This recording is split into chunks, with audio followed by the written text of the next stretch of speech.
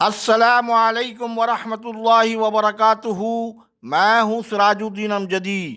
آج کی خصوصی رپورٹ: سندھ میں امتیازی انصاف یا انتقامی انصاف، آخر کب تک؟ لیاقت آباد کے سرکاری ہسپتال میں گھوسٹ ملازمین کی یلغار، جناح اسپتال کراچی میں ملازمین کی ترقی یا لوٹ سیل۔ جن ناظرین نے چینل کو سبسکرائب نہیں کیا ہے وہ صحت کی سرکاری، نجی اور عالمی خبروں سے باخبر رہنے کے لیے پہلے چینل کو سبسکرائب ضرور فرما لیں۔ جن دوستوں نے چینل کو سبسکرائب کر لیا ان کا تہ دل سے شکریہ۔ ویڈیو اچھی لگے تو کرپٹ عناصر پر بد دعا کے لیے لائک اور کمنٹ سیکشن میں اپنی قیمتی رائے کے ذریعے ہماری اصلاح بھی ضرور فرمائیں۔ مزید آگے بڑھنے سے قبل چند اہم خبریں۔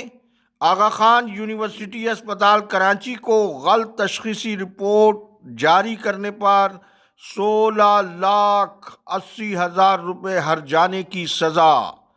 مزید تفصیل انشاءاللہ کل۔ محکمہ صحت سندھ میں گریڈ 1 سے 4 کی خالی اسامیوں پر بھرتیاں۔ معمولی سرکاری ملازمت کی لاکھوں کی بولیاں۔ سیکریٹریٹ صحت کا جمعے کو D G health office Hyderabad میں صوبے بھر کے اسپتالوں اور ضلعی صحت افسروں کا تہلکہ خیز اجلاس کی تفصیل انشاءاللہ کل ہفتے کو۔ ناظرین کرام، باب الاسلام سندھ طویل عرصے سے سرکاری محکموں کی کرپ مافیا کی چراگاہ بنی ہوئی ہے۔ یہ سب کچھ ان عوامی منتخب نمائندوں کی ناک کے نیچے ہو رہا ہے جن لوگوں نے آئین اور قانون کی پاسداری کا حلف اٹھا رکھا ہے، لیکن بدقسمتی سے سندھ کے غیور عوام کی اس سے زیادہ اور کیا مظلومیت ہو سکتی ہے کہ وہ اس خطۂ ارض پر آئین اور قانون کے بجائے سسٹم کے منمانے خود ساختہ قوانین کے مطابق سسکیوں اور ہچکیوں کے ساتھ اپنی زندگی کی گھڑیاں گن کر گزار رہے ہیں۔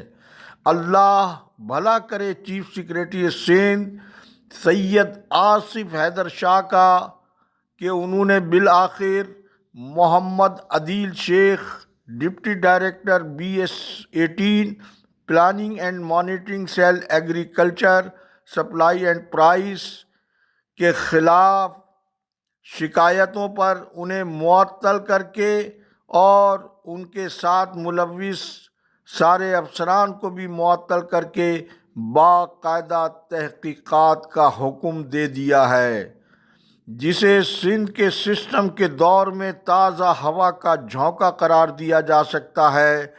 ضمناً عرض کرتا چلوں کہ اللہ تعالیٰ نے اپنے بندوں کے ساتھ انصاف کرنے کا حکم دیا ہے، جبکہ عوامی حلقوں میں عدیل شیخ کو ارب پتی کمپیوٹر آپریٹر کے طور پر جانا جاتا ہے، جو کئی کمپنیوں کے ساتھ ونڈر ٹریڈرز نامی کمپنی بھی انہی کی بتائی جاتی ہے۔ مذکورہ کمپنی مشکوک معاملات میں ملوث ہونے کے علاوہ ٹیکس چوری جیسے سنگین الزام کی بھی زد میں ہے۔ چیف سیکریٹری سندھ کو میں یہاں یہ بھی یاد دلانا چاہتا ہوں کہ ایسے معاملات اور غیر قانونی اقدامات سے حکومت سندھ کا کوئی بھی محکمہ محفوظ نہیں ہے، جس میں سرفہرست محکمہ صحت سندھ بھی المناک سانحے کے طور پر شامل ہے۔ محکمہ صحت سندھ میں عجب کرپشن کی غضب کہانی میں شہرت رکھنے والے دو خلاف قانون اکاؤنٹنٹس وہاب اللہ یوسفانی سندھ سروسز اسپتال کراچی، شیر محمد چانیو سول اسپتال میرپور خاص شامل ہیں۔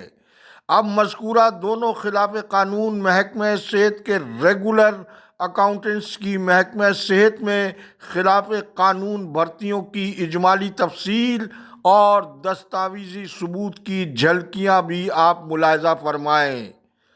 وہاب اللہ یوسفانی ولد فضل اللہ یوسفانی نگراں دور حکومت میں فوتگی کوٹے پر مئی 2013 میں پیرا میڈیکل ٹیوٹر کی اسامی پر ضلع دادو جامشورو میں BPS 14 کی اسامی پر ملازمتوں کی پابندی کے دوران بھرتی ہوئے۔ ہماری اسکرین پر سیکریٹری صحت کی سمری کا عکس ملاحظہ فرمائیں۔ اب آپ بین پیریڈ میں وہاب اللہ یوسفانی کی بھرتی کا ثبوت سول اسپتال کراچی کے ایم ایس کی جانب سے سیکریٹری صحت کو ارسال کیے گئے خط کے عکس میں ملاحظہ فرمائیں۔ لیکن اس غیر قانونی بھرتی پر وہ کون سا دباؤ، سفارش یا چمک تھی کہ جب پیرامیڈیکل ٹیوٹر کی اسامی خالی نہیں تھی تو سول اسپتال کراچی میں budget account officer B P S 14 کی ناقابل تبادلہ، ناقابل ترقی اور ناقابل منتقلی اسامی پر وہاب اللہ یوسفانی کو خلاف قانون یوٹن کے ذریعے بھرتی کیا گیا۔ اس میڈیکل فٹنس کا عکس آپ ہماری اسکرین پر ملاحظہ فرمائیں۔ ناظرین کرام، وہاب اللہ یوسفانی کو قانون قاعدے کی بساط لپیٹ کر جس برق رفتاری سے پہلے بھرتی کیا گیا اور پھر ریگولر امیدوار کی حیثیت سے ترقی دی گئی ہے، اس کی تفصیل انشاءاللہ کل ہفتے کو بھی اور محکمے کے ان جعلی ملازمین وہاب اللہ یوسفانی اور شیر محمد چانیوں کی یہ تمام ویڈیوز نہ صرف آپ مکمل طور پر دیکھیں بلکہ زیادہ سے زیادہ شیئر بھی کریں۔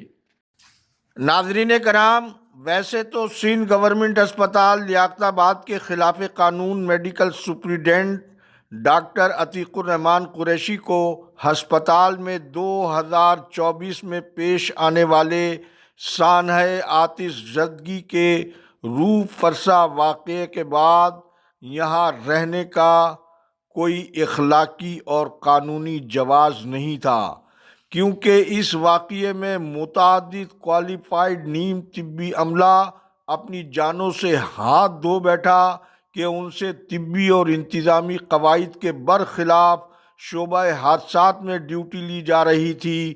اگر واقعے کی غیر جانبدارانہ اور شفاف تحقیقات کرائی گئی ہوتی تو واقعے کی ایف آئی آر بھی درج ہوتی تو آج موصوف ایم ایس اپنی تمام تر غیر ذمہ داریوں کے باوجود اپنی ریٹائرمنٹ مذکورہ ہسپتال کے بجائے معطلی کے پیریڈ میں لے رہے ہوتے۔ لیکن کیا کیا جائے کہ ہمارے ملک کا المیہ وہ دوہرا قانون ہے جہاں لوگوں کو دوہرے قتل پر معاف اور عام آدمی کو ٹریفک کے معمولی خلاف ورزی میں جیل اور جرمانے کی سزا بھگتنی پڑتی ہے۔ حال ہی میں اسلام آباد میں جج کے بیٹے کے ہاتھوں 2 بچیوں کو گاڑی کے نیچے روند کر 4 روز میں بری ہونے کا ظالمانہ اور شفاقانہ واقعہ سب کے سامنے ہے۔ اسی طرح ڈاکٹر عتیق الرحمان قریشی چونکہ سیکریٹری صحت ریحان اقبال بلوچ جیسی طاقتور شخصیت کے کزن ہیں جو سندھ ہائی کورٹ کی جانب سے اپنے ڈاکٹر عتیق قریشی جیسے کزن کو خلاف قانون رعایت دینے پر عدالت سے ڈسکوالیفائی جیسے شرمناک سانحے کا شکار ہونے کے بعد تاحال سیکریٹری صحت کے منصب سے ٹس سے مس نہیں ہوئے۔ حالانکہ اخلاق کا تقاضا تو یہ تھا کہ وہ قانون کے سامنے سرنگو ہو جاتے۔ جب ارباب اختیار قانون پر عمل پیرا نہیں ہوں گے تو عوام قانون کو کیوں اور کیسے قبول کریں گے؟ آج وقت ختم ہوا۔ اس سلسلے کی دوسری قسط ہفتے کو ملاحظہ فرمائیں۔ اللہ حافظ۔ پاکستان زندہ باد، کرپشن مردہ باد، عوام و افواج پاکستان پائندہ باد۔